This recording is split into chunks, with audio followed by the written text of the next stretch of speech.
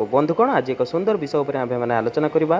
विषयवस्तुटी है कौन कले गृह सुख समृद्धि वृद्धि पाइब। तो चलते बंधुगण ये सुंदर विषयवस्तुटी आलोचना करवा।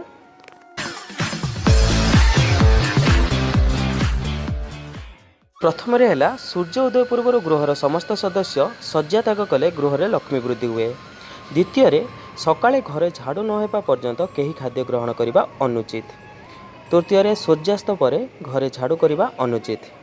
चतुर्थ संध्या समय गृह दीप जलाइबा संगे संगे गोरु गुहाल द्वार दीपदान कले लक्ष्मी सर्वदा प्रसन्न रुहंती।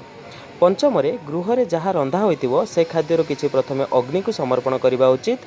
आमिष रंधा होइतिले घी गुड़ चुली रे पकाइबा आवश्यक।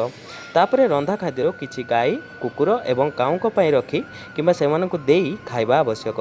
सेहीपरि पिंपुड़ी मानकु अरुआ चाउल अट्टा चीनी एसबु देले आर्थिक अवस्था सर्वदा स्वच्छल रहे।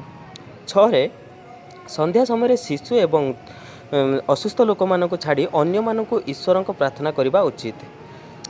7 गृह देवादेवी फोटोचित्र किंबा दिवंगत पूर्वजंकर फोटो रखिथिले सेथिरे दैनिक फूल चंदन तिलक देवा आवश्यक। पूर्वजंक फोटोरे फूलहार देवा मध्य विधेय। स्नान समय सूर्य को जलार्घ्य दे नमस्कार कलापर पूर्वपुरुषों उद्देश्य दक्षिण दिग को मुह करी जल तर्पण करने आवश्यक।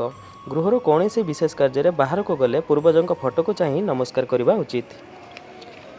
8 घरर कांथ कबाटे चखड़ी अंगार पेंसिल किंबा कलम रे गार पकातु नहीं। यह द्वारा ऋण वृद्धि हुए। सकारात्मक शुभ शक्ति गृह को प्रवेश करे नहीं। 9 कौन सी काम घर पदा को गले निराहार न जाई किछि खाई करी जिबा उचित। मिठा दही खाई गले अत्यंत शुभ। तो बंधुगण यह थिला आजिर विषय वस्तु जे कौन कले गृह सुख समृद्धि वृद्धि पाइब। आशा करुँच मोर भिडियोटी आपको भल लगे। मोर भिडियोटी जब आपको भल लगे तो दयाकोरी सब्सक्राइब कले मोर क्लिक कर मो चैनल को सब्सक्राइब कर नियंतु।